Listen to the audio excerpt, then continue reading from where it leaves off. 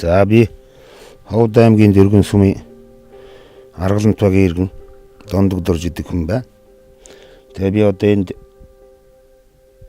2009 оноос одоо энэ дээр яг инкас өөрчилж байгаа юм.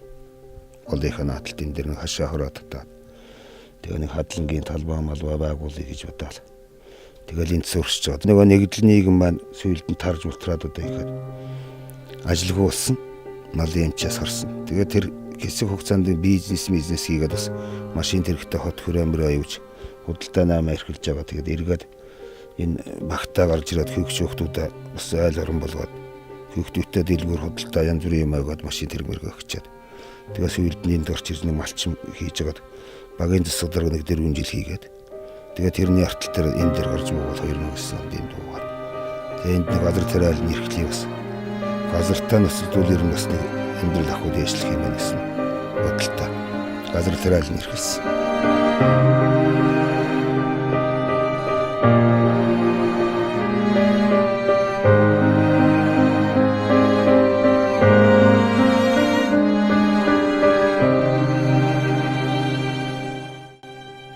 Надыг Гэсэрсэрэнгийн ган эрдэн гэдэг 7 хүүхэдтэй энэ сая өгөн хийсэн байлгүй. Тэгээд одоо яг бид амьдрал ингээл болжлаа. Зуны цагт нь болохоор инг саагаал ингийнхаа багсыг нүүрстэй хойлоод тийм шахмат төшмөш хийгээд хүүхдүүдтэй хаамралтаа хүүхдүүдтэй хаамжаал тийм л юм хийдэг. Тиймэрхүү л